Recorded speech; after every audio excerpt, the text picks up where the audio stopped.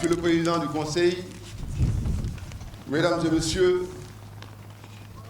nous célébrons aujourd'hui les 50 ans de l'Organisation pour la mise en valeur du fleuve Sénégal, avec une fierté légitime et une foi ardente en l'avenir de cette organisation à nul autre pareil. Citée partout comme la meilleure référence parmi les organismes de bassin transfrontaliers au monde, notre organisation est un facteur de paix, de progrès et d'intégration africaine.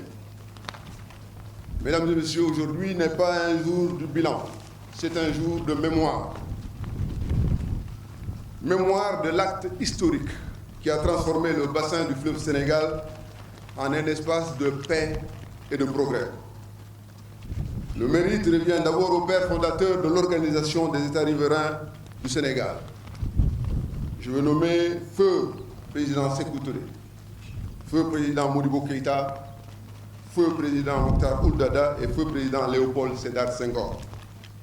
En effet, à l'Abbé au cœur du Fouta Djallon, ils ont scellé par un jour de 1968, en mars, un pacte de solidarité légendaire qui a puisé son inspiration dans leur détermination commune à vaincre l'adversité des aléas climatiques en construisant un lien solide autour des eaux partagées du fleuve Sénégal. Malgré les bourrasques, les vicissitudes de la politique internationale de cette époque, la flamme d'espoir allumée à l'Abbé ne s'est jamais éteinte.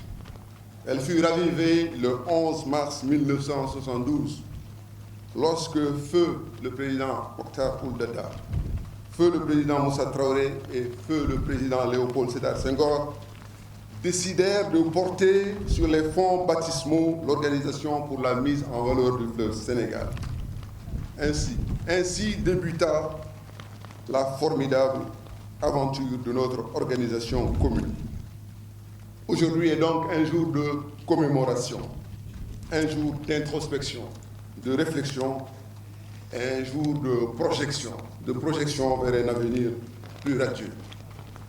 Le devoir de mémoire que nous inspirent les sapins plantés à l'Abbé par les 4 présidents en ce jour historique de 1968, et qui à ce jour restent vigoureux et droits, les feuillerons, exige de nous toujours plus d'engagement pour être à hauteur de la mission de sauvegarde de notre héritage commun.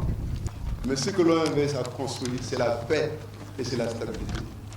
Puisse Allah subhanahu wa ta'ala inspirer nos actions pour que cette paix si chère demeure notre credo. Je vous remercie de votre aimable attention.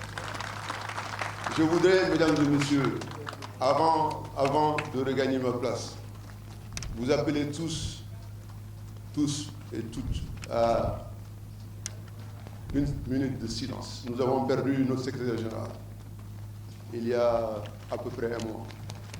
Un homme remarquable qui a servi l'organisation jusqu'au dernier jour. Je ne voudrais pas quitter ce pupitre sans vous demander, en communion avec vous, pour lui et pour tous ceux et celles qui nous ont quittés,